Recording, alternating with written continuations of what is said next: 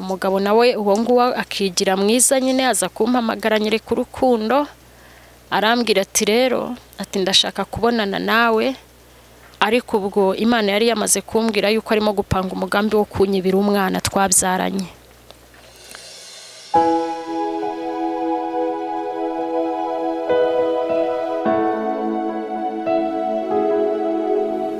Amazina njye wabashije kugera hano bifashijwemo n'Uwiteka, nitwa Nyirambarushimana Farida, ndi umumama w'abana babiri.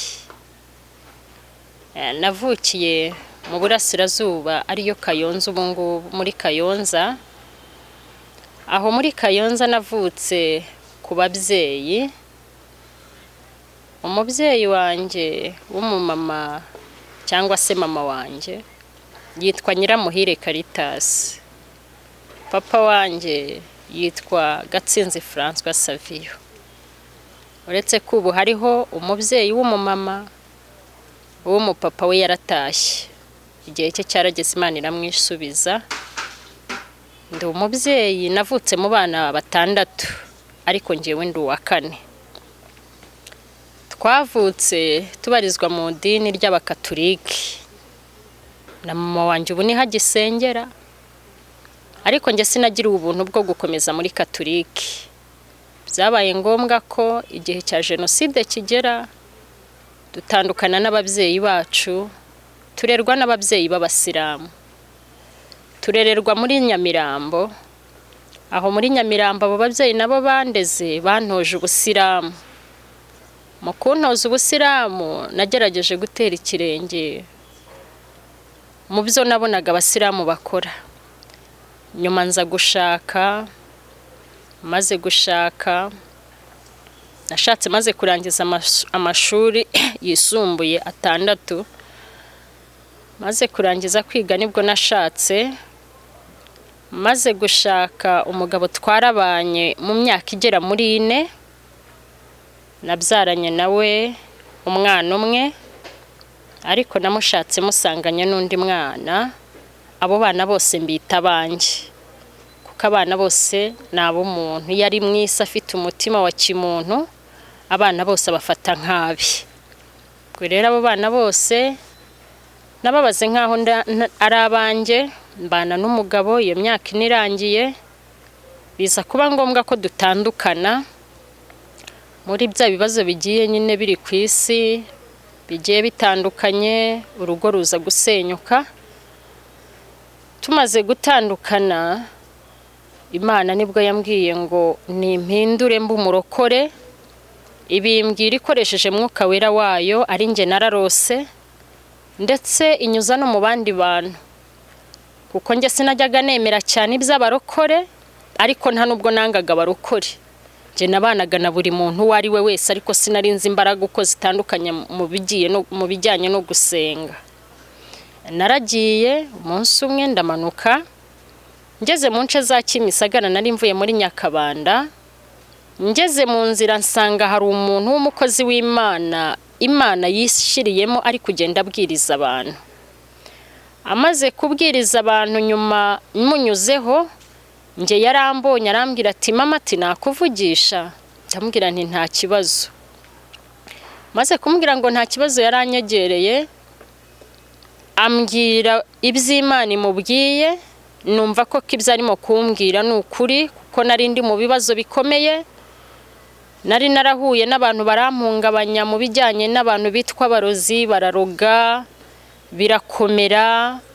Ngera hakomeye, harimo abazi ubuhamya bwanjye muri za Nyamirambo za Kimisagara, bamwe bazi ubuhamya bwanjye.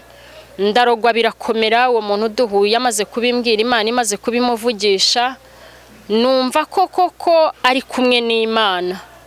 Musaba ko twaganira, tuza kuganira. Tumaze kuganira numva ihumure muri njyewe. Ntekereje ibyo nari nararose, ntekereje uko Imana nanjye ubwanjye yansangaga mu nzozi. Byabaye ngombwa ko ngira ubwenge bwo gutekereza no gushishoza, nkatekereza aho nicaye mu dini ry'Abasilamu, nkatekereza n'uwo murokore duhuye. Icyo uwo murokore yambwiye, yarambwiye ngo wemera ko Yesu ari umwami? musobanurira uko nari narabyize mu basilamu. Amaze kugenda haciyeho igihe nanjye ubwanjye ndaryama. Maze kuryama Mwuka Wera Muziranenge aransanga arambwira ngo reba mu gitabo kikuyobora mu basilamu. Nkirebamo aricyo bita Korani. Maze kukirebamo Mwuka Wera arambwira ngo mbese wemera ko Yesu Kristo bamuzi wese ariko bamuvuga igice? Ndamubwira ni hoya. Ndangije ndaryama, hari ku manywa y'ihangu nko mu masaa 7. Mwuka Wera arambwira ngo byuka nkwereke. Ndabyuka aranyereka. Amaze kunyereka nagiye muri cya gitabo nari nagira ubuntu nabonye ikiri mu Cyarabu n'igisobanuye mu Kinyarwanda. Arambwira ngo reba muri iyi sura ya 19 umurongo wa 34. Arambwira ngo mbese handitse iki? Ndangije ndamubwira nti handitse ko Isa mwene Mariyamu ari ijambo ry'ukuri bashidikanyaho. Ibyo ndabibona. Irongera irambwira ngo ngera ureba ahandi. Soma ahandi hantu naho hari umurongo uvuga ngo Isa mwene Mariyamu na mama we ari we Mariyamu ngo azaba igitangaza ku bantu. Ibyo nabyo mbisanga muri icyo gitabo. Ndongera mbwirwa kureba ahandi hantu mu isura ya 3 ariyo yitwa isura ari Imurani.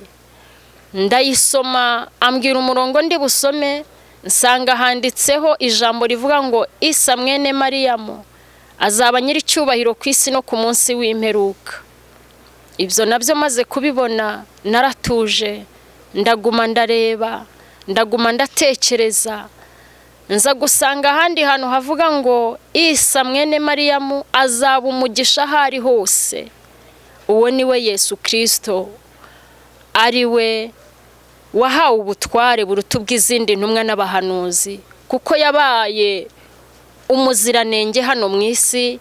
Imana imutumye kurengera cyangwa se gucungura abantu. Mu bantu Imana igaragaza ko atigeze yiyandurisha iby'isi. Maze kubona ibyo bihamya byose bigaragaza ko Yesu ari umwami, mbibonye muri cya gitabo cyanyoboraga nubwo ntari mbizi ko birimo, ariko maze kubibona nafashe umwanzuro wo kuvuga ngo noneho ndarokotse. Maze kwakira Kristo nk'umwami, Mwuka Wera aransanga arambwira ngo nturebere ku madini cyangwa amatorero. Kurokoka ni umuntu ku giti cye. Igenda inyuza mu nzira zigiye zitandukanye muri aya matorero, igenda inyuza mu mibereho igiye inyuranye, ikomeye n'iyoroheje. Ariko uko ngenda nje mu buzima nkumva ko igihe cyanjye kirangiye cyo gupfa, nkumva ko ibintu binyobeye, nagera imbere y'aba bakozi b'Imana bavugana na ya Mana ivuga, basenga Imana yavugana nabo bakampumuriza. Nkomeza kugenda nkomera muri ubwo buryo, nkomeza kugenda numva ko Imana ishobora byose, nkomeza kwizera no kwiringira. Nyuma nibwo Imana yaje kumbwira ngo irashaka ko nyikorera kubw'imbaraga yampaye. Ndayibwira ntese ndagukorera gute nta torero mfite? Imana irambwira ngo itorero si ryo rikora, yewe n'ibyangombwa batanga si byo bikora, uretse yuko umuntu agira aho abarizwa. Ariko wowe nguhaye kubanza kunkorera kugira ngo nguhe itorero wicaramo. Ibyo narabyumvishe. Yantegeka kubwiriza ijambo ry'Imana aho ngiye narisaba bakarima nkabwiriza. Yambwira guhanura uwo mbonye nkahanura bitewe n'uko Imana yantegekaga uko ishaka. Ibyo nagiye mbikora, nanubiye impaye ubushobozi ndabikora. Ariko mu gihe nk'iki ngiki yantegetse gutambutsa ubwo buhamya kugira ngo nze kubasha gukomeza n'abandi bakiri mu bibazo nk'ibyo nagiye mpura nabyo. Njyewe igihe cyarageze ndi umuntu ukomeye, sinari inkomeye cyane mu buryo bugaragara, ariko wenda naravugaga ngo ibyo 50,000 ndabifite. Naravugaga ngo ese nshatse iki nakibona, naravuga ngo nshatse iki nacyambara. Ariko bigeze aho Imana inyereka ko ifite ubutware, hari igihe igifata ibihe ikabyisubiza, ikemera kwambika abandi wowe ikakwambura ibyo wari ufite. Imana igihe rero cyarageze, buri kintu cyose kirahinduka. buri kintu cyose mbura iherezo ryacyo, uretse gusa ko nasigaranye n'umwami w'abami wagumye muri njyewe. Icyo gihe rero naje gutandukana n'umugabo, ngendana n'abana banje ko bari babiri, ko narindi kumwe nabo. Uwo namusanganye nza kugenda ngiye ahantu muri za Uganda muri 2017. Uwo mwana we namusanganye, namusize kwa mama wanje ku ishuri, ari kwiga muri Kayonza. Ndagenda, nyuma y'amezi nza kugaruka mu gihugu cy'u Rwanda. Ngarutse mu gihugu cy'u Rwanda, nsanga umwana yaje mu kiruhuko kwa nyirakuru hano muri Kimisagara. Aje mu kiruhuko, uwo mwana bamubujije kugaruka kwiga abiwacu. Nje ntazi impamvu yabyo. Umwana bamaze kumubuza kuza iwacu, nibwo baje kubimbwira, biba ngombwa ko nkurikirana umwana witwaga uwanjye. Mukurikiranye nibwo nasanze umwana akimbona, mbona araturitse ararize. Amaze kurira, byabaye ngombwa ko mwicarana mubaza ikimurijije. Nsanga umwana afite agahinda gakomeye cyane, baramubwiye amagambo amukomeretsa, baramubwiye amagambo adakwiriye kubwirwa umwana utakibona ababyeyi. Umwana rero naje kumwiyegereza, maze kumwiyegereza mumarana nk'iminsi 2. Icyo gihe ndamufata mujyana kwa nyirakuru kugira ngo menye ikibazo gihari. Nkuko se yari yaragiye mu mahanga atadusobanuriye aho agiye, njyewe nafashe umwana ngiye kwa nyirakuru nganira nabo. Nyimara kuganira nawe ako kanya, ntago nzi umuntu umugabo wanjye waba waramubwiye ko ndi iwabo. Yahise afata igihe ahamagara umuntu muri iki gihugu cy'u Rwanda, aramubwira ngo namwibye umwana. Uwo mwana namwibye ni wa wundi nari naragendanye nawe, nabyaranye nawe wa mbere njyana nawe, musiga muri Uganda ari kwiga. Ngarutse noneho nibwo yavuze ngo namwibye umwana, none ngarutse kwiba undi. Ibyo ngibyo bimbaho. Nafashwe n'ubuyobozi bwa Kimisagara. Ubwo buyobozi bwa Kimisagara bumbaza ikingenza, ndabusobanurira. Namazeyo nk'amasaha, nyuma nza kuvayo. Nyuma maze kuvaho yo numva ibyaha umugabo agenda ngerekaho simbisobanukiwe, sinanabizi. Ibyo bintu maze kubibona, njyewe ubwanjye nyina Mbarushimana Farida, nahise mvuga nti Uwiteka mbigenze ne. Ndangije ndicara ndatuza. Mwuka wera aransanga arambwira ngo hariho abantu mwisi bakora ibintu bitandukanye n'iby'Imana ishaka. Icyo gihe Mwuka wera arambwira ngo nintuze kandi nsenge. Nakomeje gusenga, nkomeza njya mu bakozi b'Imana bakampa ihumure. Ndangije nkajya ngera no mu bandi bakambwira ngo tuze umutima, bitewe nuko buri wese yagiye ahabwa impano zigiye zitandukanye. Ntago rero natinze kubona ko Imana igisubiza.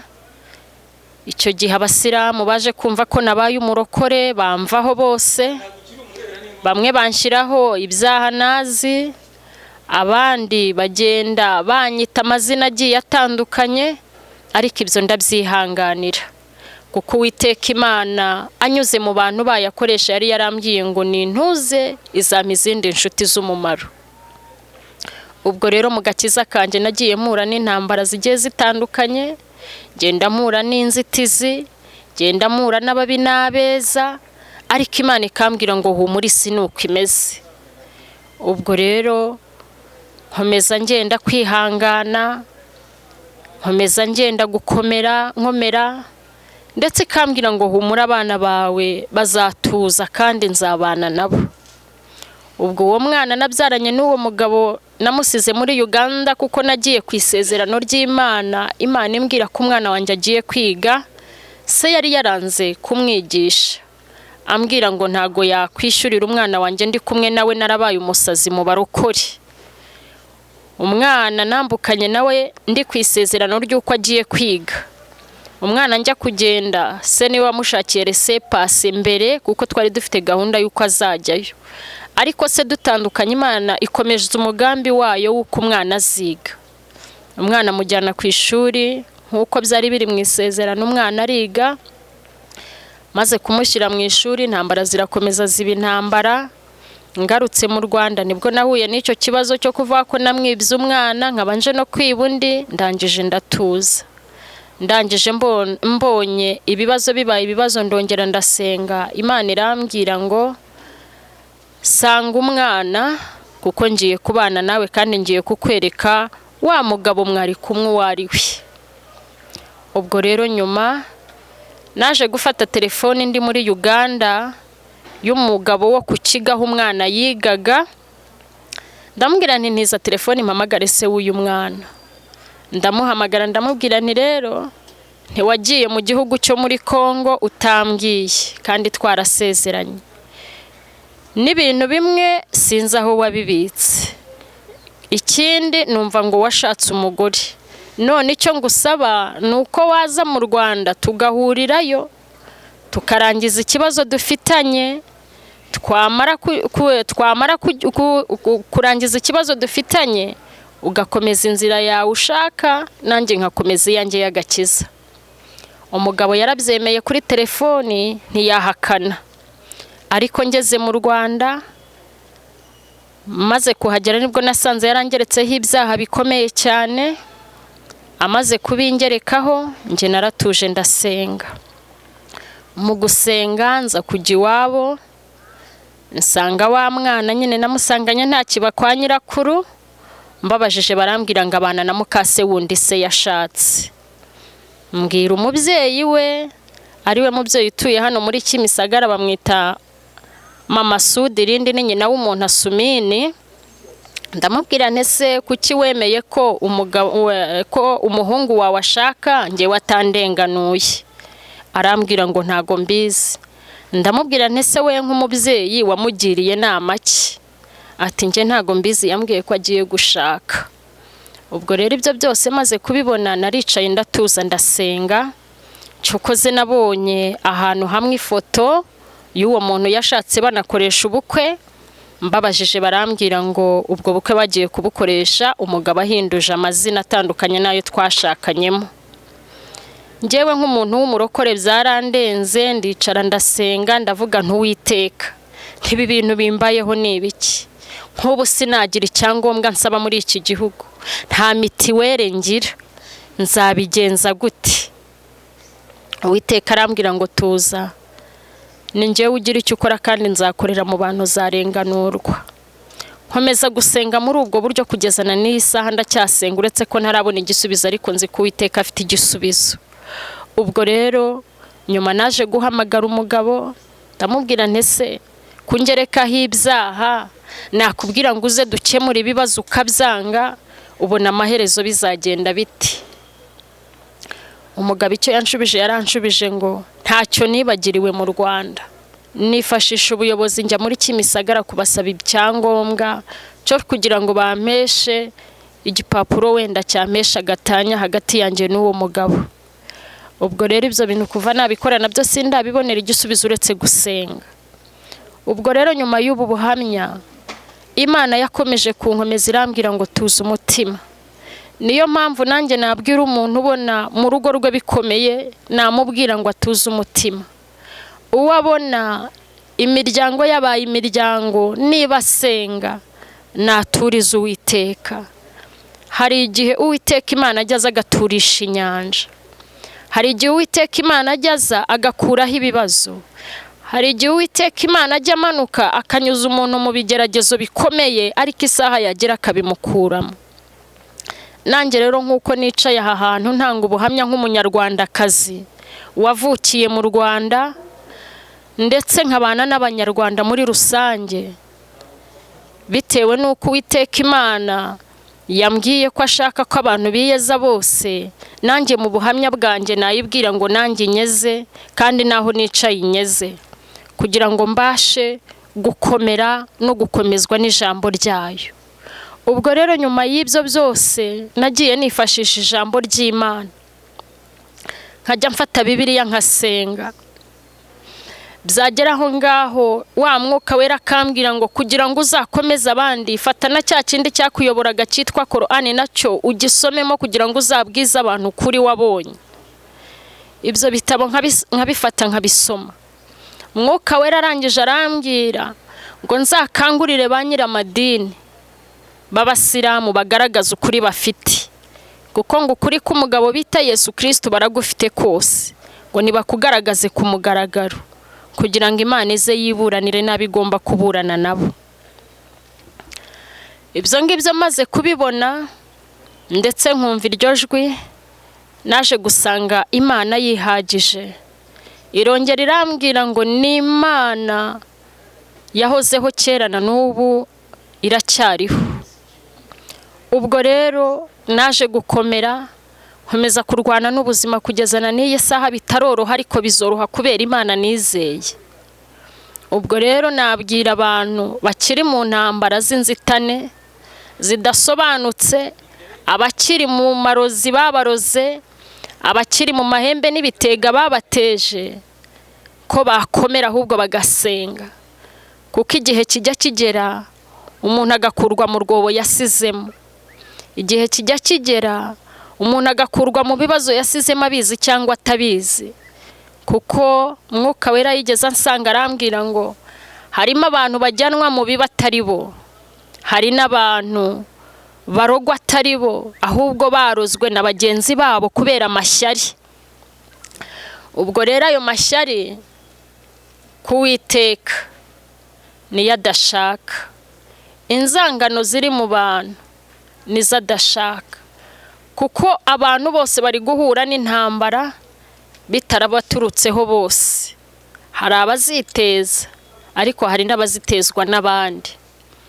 Ubwo rero buri wese kuko abatazi aho bituruka, niyo mpamvu yagasenze y'Imana ireba ibigaragara n'ibyihishe.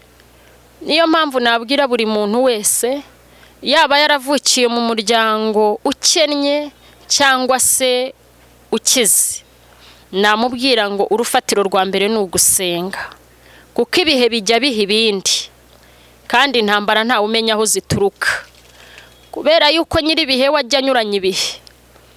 Nababwira ngo mureke duhaguruke, duhamagara Imana yaduhanze, igahanga igihugu twicayemo, igahanga abayobozi bacyo, igahanga natwe bayoborwa, ko twasenga, kuko buri wese ntamenya aho bituruka, kandi buri wese ntamenya uko ava hejuru ngo ajye hasi, nta nubwo buri wese amenya uko ava hasi ngo ajye hejuru, kuko Imana igenga ibihe ijya inyuranya amaboko. Yampaye ijambo icyo gihe riri ubwo Yakobo cyangwa se ari we wahinduriwe izina akitwa Isiraheli, ubwo yajyaga guha umugisha abana b'umuhungu we Yosefu. Imana yarambwiye ngo ari Yakobo yavuganaga n'Imana na Yosefu akavugana n'Imana, ariko Yosefu we yazanye ibyiyumviro bye by'uko umwana we w'imfura ari uzahabwa umugisha. Ageze imbere ya se, ngo yasanze se Imana yamubwiye ngo anyuranye amaboko, kuko rero hari ibintu twebwe abana b'abantu tujya twiringira ntibishoboke.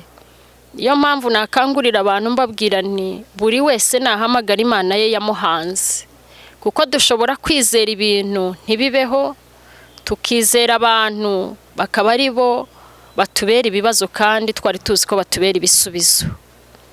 Je nababwira ntibitewe n'ubuhamya nagiye mbona, nje nihereyeho ku giti cyanjye, kuko Imana yarambwiye ngo nzatanga ubuhamya nabonye, sinzatanga ubuhamya bw'abandi, kuko hari abagura ubuhamya ariko nje ndatanga ubwambayeho. N'uwo nabaza wese muri iki gihugu wambonye azi aho nagiye nyura, bamwe babyemeza kuko abahamya barahari. Ngiye maze kurokoka nahuye n'intambara zikomeye. Igihe kimwe umuntu umwe w'umusilamu atuma undi ahantu nari ndi mu rusengero, banyiba telefone. Bamaze kuyinyiba bahamagara abantu bose nari nziranye nabo b'abasilamu, barababwira ngo ngewe ngi kuzimu. Ndangije ndasenga, Imana irambwira ngo humura ku isi bajya basebanya. Bigeze aho ngaho ibyo naje kubireka ndaguma ndasenga nizera Imana niringiye. Ibyo babonye ko bitemeye baje gufata undi muntu umwe twagendanaga avuga ko asenga. Uwo muntu nawe araza ngerekaho icyaha, araza arababwira ngo Farida yagiye gusaba ubutunzi mu bapfumu. Ibyo bintu narabibonye ndaseka. Imana y'amahoro irangije ikoresha Mwuka Wera wayirambwira ngo wowe soma ijambo ubundi ubihorere. Abo mu isi bajya bafata abantu bakabashyiraho ibyo bashaka byose ariko batazi ukuri uko ariko. Ibyo naje kubibona. Icyo gihe ibyo byose byabaye mba kwa musaza wanjye Nyamirambo, nawe ni umusilamu, niwe unkurikira. Ibyo byose byo kunshiraho ibyaha byabereye iwe mu rugo, ari umugore urimo kunshiraho ibyo byaha ntazi. Agakoresha abantu kugira ngo mbashe gusohoka iwe mu rugo, kuko buriya hari igihe tujya tugira abantu ntibifuze ko twicara iwabo. Ibyo bimaze kubaho, njyewe nabonye ko ibintu bikomeye. Aho naruhukiye ni mu rusengero rwari Nyamirambo, ahantu nari maze iminsi nsengera bari mu masengesho y'iminsi 40. Aho hantu naragiye ndasenga, maze gusenga navuyeyo nkomeye umutima. Ngiye nsanga banteraniye banshiraho ibyaha nazi, ari uwo mugore wa musaza wanjye n'umuryango we bateranye ubwabo. Barangije barambwira ngo mvuye mu bapfumu, ngo umupfumu mvuyeho antumye imyenda y'umwana wa musaza wanjye n'imyenda ya murumuna w'umugore. Icyo kintu maze kukibona, kuko Imana yari maze igihe imbwira ngo ntibanshaka mu rugo iwabo ariko ntibabinyereka ndetse ntibabyereka musaza wanjye. Naje guhaguruka ndagenda njya gucumbika ku muntu nari narabanye nawe tukiri abasilamu. Arancumbikira mu gihe cy'amezi 2. Muri icyo gihe naje kugirirwa ubuntu n'Imana. Buriya ndagira ngo mbabwire ngo ntimugasuzugura akazi mubonye kose. Imana yaje kundinda cyane muri icyo gihe bamaze kunyirukana. Irakomeza imakanu kakaraka hano nateraga ibintu bijyanye na pasiparume, niyo nari nkibyiga sinari mbizi. Ibyo bintu Imana ibintongeramo n'umwana wanjye twari dusigaranye, kuko uwo wundi nababwiye ko yabaga iwacu kwa mama wanjye ari umunyeshuri yiga y'uwo nasanganye umugabo. Ubwo rero naje gutungwa n'ako kantu. Nyuma bigeze aho ngaho ako kantu karahagarara, nguma kugenda ntungwa n'Uwiteka. Nyuma rero yaho ngaho naje kuba ahantu, maze kuba ahantu nza guhura n'umuntu wari uzi ubuzima bwanjye kera nkiri umusilamu. Abonye uko nahindutse angirira impuhwe za kimuntu. Arambwira ati rero bitewe nuko nari nkuzi ntago wari umuntu mubi, ngwino ngire ahantu ngushyira ubukora. Uwo muntu yangiriye impuhwe, ama amafaranga y'ibihumbi bigera mu 50,000, anyereka aho ngomba kuhakorera akantu ka kantine, tukajya tubarana mu buryo twari twarasezeranye. Maze kuhagera nta mahoro nahagiriye, ko narahageze umugabo amenye yuko nahageze, akageza kunteraho ibintu by'amagambo, ndetse akagenda abwira abantu ko namwibye amafaranga 5,000,000. Ibyo ngibyo mbibonye mbona byazaba n'intandaro yuko imiryango ye yazanyicira aho hantu, bitewe nuko yagendaga nshyiraho ibyaha bigiye bitandukanye. Aho hantu rero naje kuhava meze nabi. Maze kumera nabi hari umuntu nari narasenganye nawe ndetse aza no kuncumbikira iwe. Ndangije ndagenda muri icyo gihe byari bikomeye, ndagenda njya yaranyakira aho ni mu bice bya za Kagugu. Maze kugera muri Kagugu nakiriwe n'umubyeyi ari kumwe n'abana be ndetse n'umufasha we. Uwo mufasha we ni umusaza ukuze ariko baranyakiriye n'umwana wanjye. Baranyakira mbayo, mu kubayo mbayo mu gihe cy'amezi 7 cyangwa 8 barabyihanganira. Nyuma nkomeza gusenga bigeze aho Imana iza kumpa akazu kanjye nagiye kubamo nakodeshaga 15,000. naho muri Kagugu munsi y'urusengero rw'Abakatoliki. Aho hantu narahagiye, maze kuhajya nahabaye ukwezi kumwe. Maze kuhaba ukwezi kumwe, Imana irambwira ngo iranyimuye. Ndayibwira mbese Uwiteka uranyimura noneho ko nta mafaranga mfite, ndabigenza gute? Imana irambwira ngo tuza umutima ndi kumwe nawe. Narahagurutse n'umwana wanjye, turagenda ntazi icyerekezo ngiyemo. Ndagenda, maze kugenda nibwo nagiye kuba ahantu, naho maba igihe kitari kirekire cyane. Maze kuhava ndagenda mba ahandi hantu mu rusengero. Aho hantu mu rusengero narahabaye, Imana nkayihamagara ikumva, ikabana nanjye, ikantungira muri urwo rusengero. Igihe kigeze cyo kuva muri urwo rusengero nduvamo, ndagenda nicaye iwacu nk'igihe gito cy'icyumweru kimwe cyangwa se 2. Imana irambwira ngo ningaruke mu mujyi wa Kigali. Ndavuga ntuwiteka noneho ndaza muri uyu mujyi wa Kigali, nta gukora mfite, nta bushobozi mfite, ndabigenza gute? Imana irangije iransanga, irambwira ikoresheje Mwuka Wera wayo, irambwira ngo humura, ngo abantu bose nabanjye.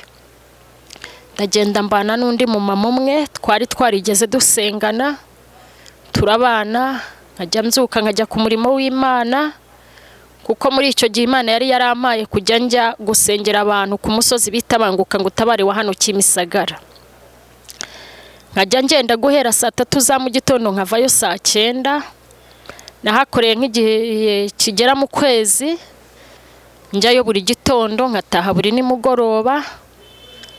Maze kuvayo ndagenda nicara ahantu ndasenga, mbwira Uwiteka nti rero Uwiteka, dore hari inzu dufite Nyacyonga twubakanye n'umugabo, none uwagenda nkaba nyigiyemo. Ndasenga, harimo abantu ngo bayirindaga n'umugabo wari warabasizemo, ko twari tutarayihinduza amazina, n'uwo twayiguze umugabo yajyaga ambwira yuko ngo yabuze uwo twayiguze nawe.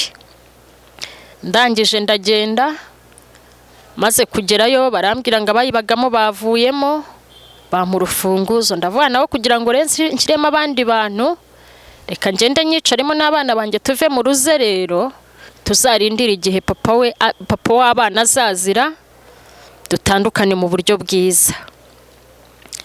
Ubwo ngubwo naje kujyayo, marayo nk'amezi agera muri 2, ariko ntarayarangiza umugabo yahise atuma umuntu umwe uhaturiye ari we mukobwa wari warahamurangiye ajya kuhagura. Araza arambwira ngo umugabo wanjye aramubwiye ngo ninsohoke muri iyo nzu, ngo kuko iyo nzu agiye gushyiramo mama w'umubyara. Ndangije mbwira uwo mukobwa ntese ko atanyihamagariye akaguhamagara bimeze bite? Bitewe nuko nge nikundira amahoro kandi nkaba naranyuze mu nzira zitandukanye, nahise mpaguruka muri iyo nzu ndagenda njya kubana n'ubundi na wa mama wari warancumbikiye, nari narasenganye nawe mbayo, musobanurira ibimbayeho. Arambwira ngo icara aho utuze. Naricaye ndatuza, inzu ndayibasigira ndagenda. Maze kugenda nicaye aho ngaho kuri uwo mubyeyi, nibwo Imana yakoresheje abantu. Imana irangije irambwira ngo intumye ahantu mu gihugu cy'Ubugande. Njya muri Uganda, ngenda ntanga ubutumwa yari yampaye, ubwira abantu ko buri wese agomba kuba maso.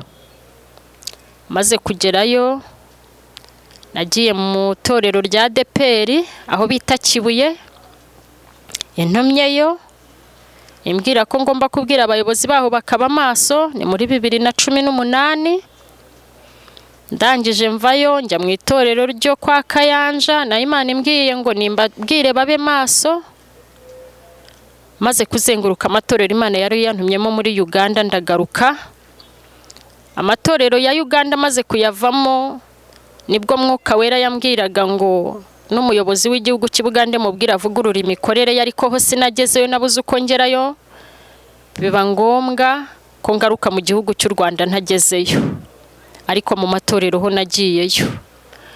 ubwo rero nyuma maze kugaruka mu gihugu cy'u Rwanda muri 2019 Imana irangije irambwira ngo ninyure mu yandi matorero yo mu Rwanda, nyabwire ngo ave mu ivangura amadini, ahubwo baharanire kuba mu rukundo no mu mahoro, kandi baharanire guca bugufi cyane.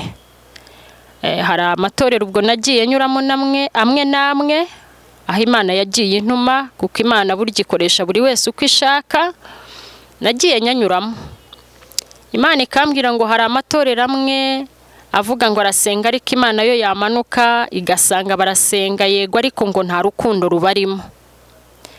Imana irongera irambwira ngo iri kumanuka igasanga amatorero amwe ari gusenga, ariko ngo harimo ibintu bitandukanye no gushaka kwayo. Icyo gihe nanyuze mu matorero amwe namwe uko Imana yari yabintegetse, genda nyanyuramo. Maze kuyanyuramo ndicara ndatuza nguma gusenga. Mu kuguma gusenga kwanjye, icyo gihe naje muri uyu mujyi wa Kigali mpaba igihe gito, umuntu yantije inzu nabagamo, maze kuyibamo igihe kigeze, Imana irambwira ngo igihe kirageze ko ntanga iby'abandi nkakomeza inzira yampamagariye.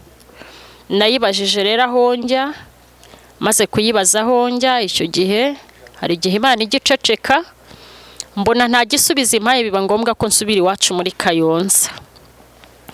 Nsubiye iwacu muri Kayonza mbayo, mazeyo nk'ibyumweru bigera muri 2, nibwo iki cyorezo cyaje kubaho kiyogoje isi. Kimaze kubaho, aho nicaye Imana ikambwira ngo amatorero arafunze, ariko imitima yacu ntifunze. Mwuka Wera arongera arambwira ngo nubwo tubona mu isi bibaye ibibazo, ngo ariko ifite igisubizo. Icyo gihe nibwo Imana yambwiye ngo irashaka kurinda abanyarwanda cyane, kugira ngo igaragarize abanyamahanga badusuzuguye ko ari Imana igirinda. Ibyo ngibyo imaze kubivuga, irabimbwira ku giti cyanjye, irambwira ngo irashaka ko abanyarwanda tuba mu rukundo. Ibyo ngibyo maze kubyumva ku Mwuka Wera, Imana integeka kubitambutsa mu bantu bo mu gihugu bamwe na bamwe. Ndangije ndabitambutsa, Imana irangije irambwira ngo hari ibintu mu gihugu twakoraga tutagikora, tuyibutsa ndetse tunayishimira. Icyo gihe ndicara ndareba, genda nyura mu bantu nibuka ko twajyaga dusaba Imana, yamara kuduha tukayishimira. Ubwo rero Imana yari imaze iminsi imbwira ngo turasaba ariko ntituzi gushima. Icyo gihe Uwiteka yamanukanye imbaraga nyinshi, amaze kuzimanukana yankoresheje mu bicuku by'ijoro, arambwira ngo abayobozi wahuye nabo babuze amahoro kubera yuko nanjye manutse kwihesha icyubahiro. Njyewe narabikoze nk'uko Imana integetse, genda mbagezaho ubutumwa Imana yambwiye. Maze kububagezaho, Imana irambwira ngo igarutse kongera kwikorera.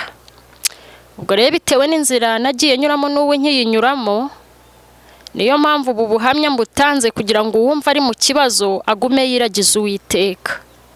Niyo mpamvu ntanze ubu buhamya kugira ngo uwizeye Uwiteka Imana nk'umunyembaraga azaza nk'umunyembaraga, kugira ngo mbashe gukangurira abantu bari mu matorero kugira ngo tubashe gusenga, kuko mu matorero hari igihe tuyabamo tugahura n'intambara z'inzitane, kandi tukazitezwa n'abitwa ko basenga, ariko ibyo byose bikababaza Uwiteka. Icyo gihe Imana yamanukanye imbaraga zikomeye, irangije irambwira ngo dore ngo abasenga bivangavanze n'ikibi. Ndangije ndabyuka ndasenga. Mwuka Wera arangije arambwira ngo bitewe n'ibihe turimo, ngo dore ubugome bubaye bwinshi mu isi. Ndangije ndasenga, na n'ubu nkisenga kuko ntago ndaruhuka gusenga. Ntago nsengera mu mudini gusa, ahubwo nsengera no mu mutima, kuko umutima ni wo wa mbere. Ubwo rero ubu buhamya nabwira umuntu utarakira agakiza ko yakwakira agakiza bigishoboka, kuko agakiza niko ka mbere.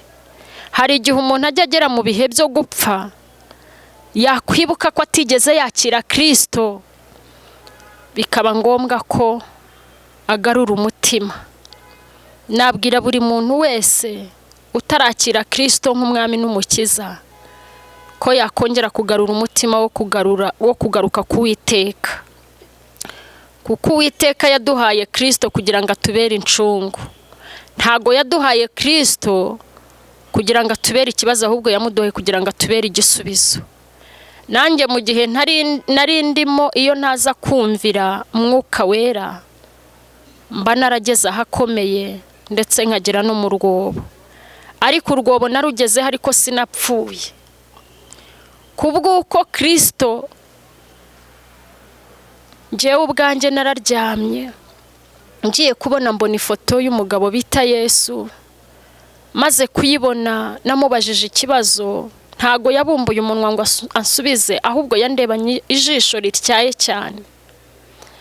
Amaze kundeba na rya jisho nagize ubwoba, ndamubwira nti ko kurahari. Arangije arambwira ngo ndahari. Ndangije ndamubwira ntese ko abasilamu batubwira ngo uzagaruka uje kudutwara, bimeze bituje kuntwara mbimenye. Arangije arambwira ngo igihe cyo kugenda si iki ngiki. Haleluya. Arambwira ngo igihe cyo kugenda si iki, ngo njyewe nicaye iruhande rwa data, ngo ari kiyeze ku gato na kanini, kuko ndi Imana yihagije, nahawe ubutware na data, uwo nakunze mugeza kuri data wa twese. Ndangije ndasenga mfite ubwoba bwinshi. Maze gusenga mfite ubwoba bwinshi cyane, umwana wanjye muto yarandebye ararira. Amaze kurira ndamubwira ngo tuza, turi kumwe n'Imana. Ndangije ndaguma ndasenga. Maze gusenga, Imana inyuzuza izindi imbaraga ntazi aho zavuye. Irambwira ngo ni njyewe ujya utanga ubuzima buzima, hongera nkambura ubuzima budafite umumaro umuntu. Icyo gihe nari nararozwa amarozi akomeye. Naragendaga nkumva abantu bamennyeho amazi, nkabwira umuntu turi kumwe ngo dore bamennyeho amazi, ngiye nkayumva ariko ndatayabona. Nkagira ibintu binjomba mu mubiri nk'inshinge, nkagira ibintu binkatagura mu nda. Ibyo bintu byose maze kubyumva, naricaye, nicara ahantu mfungura radiyo, numva agahinda kanyishe. Numva umuntu arimo kubwiriza kuri radiyo. Ndavuga ntariko abantu bajya basengera abantu bagakira, reka uyu nanjye mwitabaza nsengere ndebe ko nakira ibi bintu binyica gutya. Ubwo mbwo naje gufata nimero zabo, maze kuzifata ndabahamagara.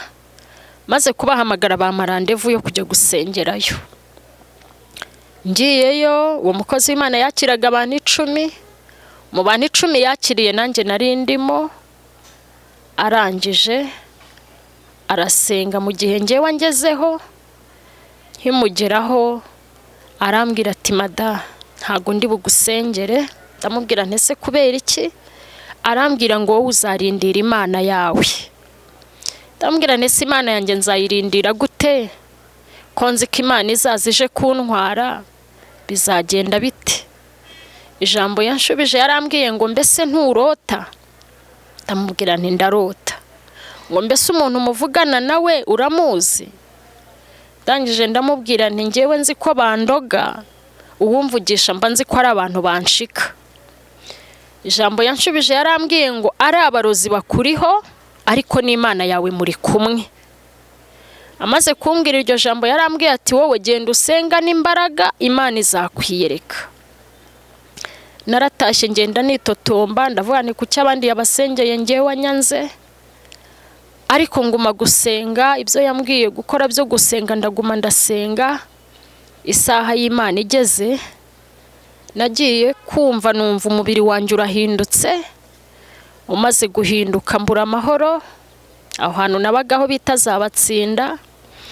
mbuza amahoro, bahamagaye umugabo araza, bahamagara mama muri Kayonza, bahamagara musaza wanjye n'umugore we, bahamagara n'undi muturanyi umwe twari kumwe wari utuye aho hafi muri Batsinda, wari inshuti yanjye, wari umusiramu uretse ko ubu nyine yanyanze ngo nabaye umurutadi.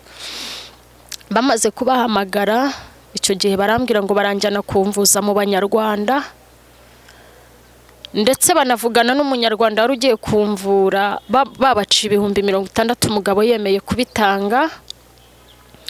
Ubwo noneho njye nkiryama numva ijwi rirambwiye ngo njyewe ntago nemerewe kujya mu bapfumu. Iryo jwi nkimara kuryumva narabibabwiye, ndababwira nti njye ntago ndi bujye mu bapfumu, Imana yambujije. Umugabo ijambo yanshubije icyo gihe yarambwiye ngo wowe ufite amashitani muri wowe. Ndambwira nti njyewe nta shitani ndi kumwe nayo, ahubwo hari Imana ndi kumwe nayo iri muri njye. Icyo gihe nzanze bamwe bararakara, biranabababaza cyane. Bimaze kubababaza nkajya mpura n'abantu b'abasiramu, bamwe bakagenda bandangira abaganga b'abasiramu.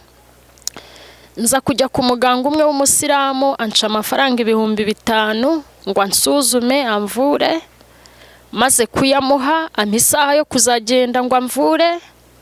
Ya saha yampaye narengejeho iminota 5, ngeze arambwira ngo ntari bumvure, ngo kuko isaha twahanye ntago nayubahirije. Ndangije ngenda ntekereza mu nzira, ndavuga nti niba ari Imana nyamana ikora gutya, genda nibaza kuri ya Mana ivurira isaha ntarengwa. Numva birandenze. Bigeze aho ngaho mura n'undi muntu umwe arambwira atari ko hariya hari umusiramu, ntago ari umupfumu, genda kuvure. Ndavuga nti byo gusa. Ndagenda mugezeho arambwira ngo azamvura.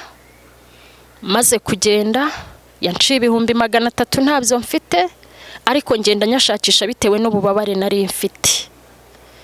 Maze kuyashakisha ndayatanga. Arangije icyo yakoze yahamagaye nimba ari imizimu ye, nimba ari amajini ye, nimba ari ibiki bya simbizi. Numva biravuze gusa mu kuvuga bimbwira ukuntu ndimo guhura n'intambara z'inzitane, ariko bigerekaho ijambo ngo ndasenga cyane. Bamaze kubivuga gutya, maze kunca amafaranga narayatanze. Ngiye kujyayo ndeba imikorere ye, ndangije ndambwira ntariko ntubiye imikorere urimo gukora Imana irayemera, ko nge nagiraga ikintu cy'ubwoba cy'abapfumu. Na niyi saha Imana yarambwiye ngo umukozi w'Imana n'umupfumu baratandukanye. Irambwira ngo mbwira abantu bajye batandukanya umukozi w'Imana n'umupfumu. Ubwo rero bitewe n'icyo kintu nabonye, uwo muntu namaze kuyamuha, maze kumubaza icyo kibazo, ijambo yanshubije yarambwiye ngo njyewe mfite amajini 7 nayakuye mu mazi, ngo yo kugira ngo ngire ubuzima bwiza hano ku isi. Ndangije mbona ko ari ibibazo turimo ku isi, aho hantu sinongeye gusubirayo. Ahubwo nyuma za kumpamagara ambwira ngo abasaza be bamukoresha barankunze, ngo byaba byiza yuko yanjyana Tanzania nanjye bakampa ubupfumu bukomeye. Ndangije ndambwira nti ntibyashoboka bitewe n'Imana namenye. Nakomeje rero kugendera mu gakiza k'uyu mugabo bita Yesu Kristo, twahawe na Data wa twese, ndetse tumumenyeshwa na Mwuka Wera, ko Mwuka Wera niwe wamutumenyesheje. Nza gukurikira iryo jwi numvaga, ndetse nkurikira ya Mana yankuye ku rwobo rwo gupfa, nkurikira ya Mana yankuye mu bibazo nari ndimo bigiye bitandukanye. Bamwe nubwo babona nkimeze gutya, ariko nge ndabona hari itangiriro ry'ubuzima bwanjye. Iyo ntekereje aho nari ndi nkatekereza naho ngeze ubu, nshima Imana cyane, mvuga ko ari Imana y'imbaraga.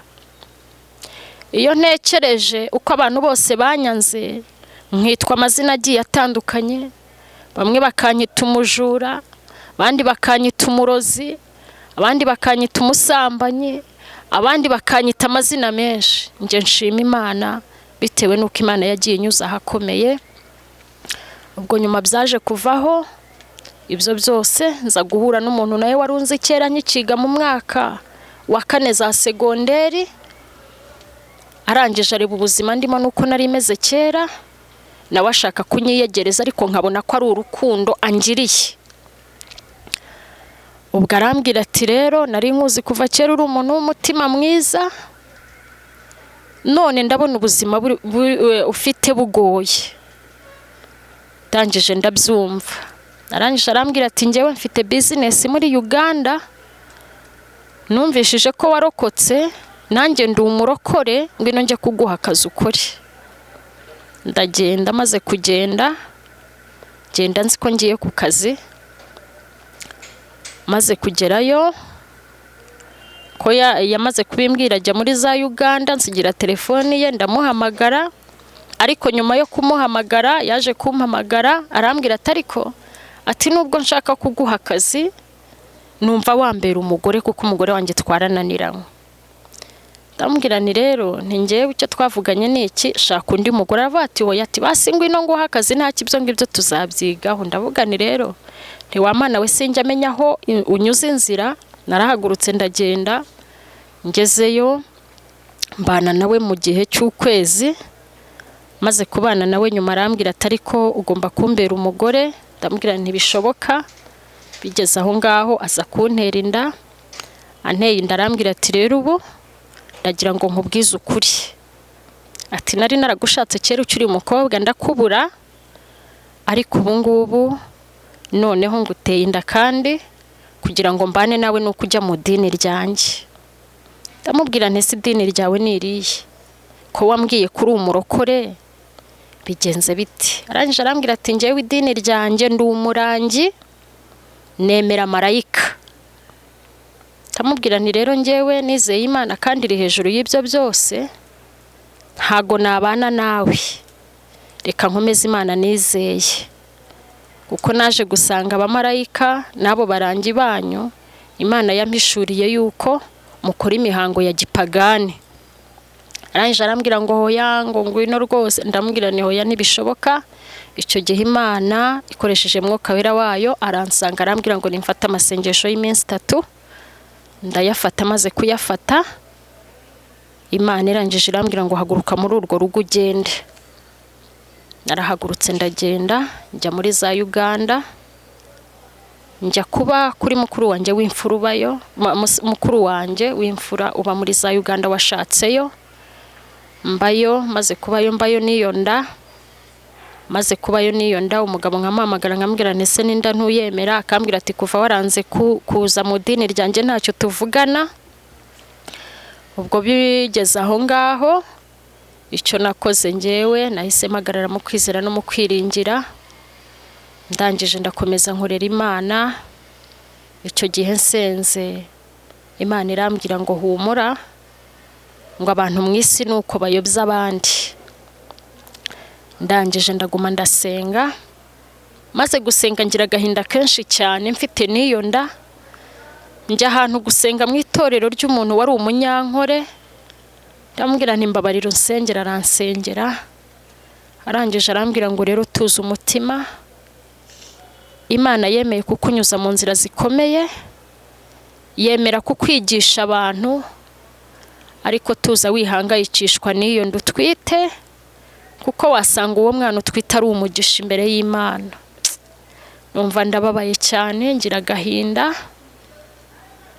Ndangije nkicara agahinda kakanyica, nkabura icyo nkora. Nahamagara wa mugabo akambwira nabi, akambwira amagambo ankomeretsa. Bigeze aho ndasenga, Imana irambwira ngo humura ni njyewe uzaguhorera. Ndaguma ndasenga, nza kubyara nkiri kwa mukuru wanjye. Mu minsi naburaga nk'icyumweru ngo mbyare, ngirirwa ubuntu mvayo ndagenda ndakodesha n'umwana nari nsanganywe. Tuba mu nzu nk'igihe cy'ukwezi kumwe. Ndagenda mura n'undi muntu twari twarasenganye nawe uba muri za Uganda w'umunyankore, ntago yaranzi bitewe nuko twasenganye. Ngera yarwaye, njya kumurwaza bitewe nuko Imana yari yaramaye umutima w'urukundo. Ndagenda ndamurwaza, maze kumurwaza nsaba kubana nawe. Mu kubana nawe nkajya nsenga, nkaguma nkasenga, nkakomeza nkakora umurimo w'Imana n'abana banjye. Nyuma Imana iza kumbwira ngo inkuyeyo, ariko ntazi impamvu inkuyeyo. Ubwo bigeze aho ngaho aza kumbwira ati ese w'uyu mwana bimeze bite? Ndamusobanurira iby'uwo mugabo. maze kumusobanurira byose, umugabo nawe uwo nguwo akigira mwiza nyine, aza kumpamagara nyereka urukundo, arambwira ati rero ati ndashaka kubonana nawe, ariko ubwo Imana yari yamaze kumbwira yuko arimo gupanga umugambi wo kunyibira umwana twabyaranye. Ndaguma ndasenga, maze gusenga cyagiye yampamagaye nshaka, yarampamagaye mpita mvuga ni rero njye sindi bubashe kuboneka, reka nohereze umuntu tubana, ari uwo nguwo wari waranyakiriye nawe twasenganye wo muri Uganda, maze kumumwoherereza. Ubwo yaragiye, bamaze kubona nundi atahambwira ngo mbese ko ufite umugabo w'umukire wagiye ukajya muri ibyo bintu bye nyuma ukazabivamo. Ndamubwira ni njye ntago nakwakira ibintu bitarimo umugisha uturutse ku Uwiteka, njye ntago byashoboka, kandi yari yarambeshye yuko nta mugore afite, ariko naje gusanga afite umugore, ntago nasubirayo ndi umuntu w'umurokore, nzarera umwana nabyaranye nawe. Ubwo aho muri Uganda naje kuva kuri uwo muntu nawe, maze kuva Imana integeka kugaruka mu gihugu cyacu. Mu kugaruka mu gihugu cyacu rero umwana namusize muri Uganda mukuru yiga, undi ndamuzana mu Rwanda, mbana nawe kwa mama wanjye, maze kubana nawe nguma mu rugo mu gihe nk'iki ngiki. Imana irambwira ngo irashaka ko ntambutsa ibyo nagiye nyuramo mu gihe cyanjye, irongera irambwira ngo ngire message ngeza ku banyarwanda n'abatuye isi yose. Ubwo rero nkaba nabwiraga abantu ntanga ubu buhamya, mvuga nti mu gihe Imana izajya nshoboza nzajya ngenda mbabwiraho bike, kugeza igihe ubuhamya bwanjye Imana izemerera ko mu bwumva, kugira ngo tubashe gukomezanya no kubakana. Ariko mbwira abantu bari mu bibazo ngo bakomere, kandi mbwira abantu bari mu ntambara z'inzitane ngo mutuze Uwiteka arahari. Ubwo rero ibisigaye aho ngaho tuzongera tubane mu gihe gikwiriye, kuko Imana nimpa imbaraga nzongera ngaruka ahantu kugira ngo mbashe kubana namwe, n'ubwo buryo nabashije kugera aha hantu.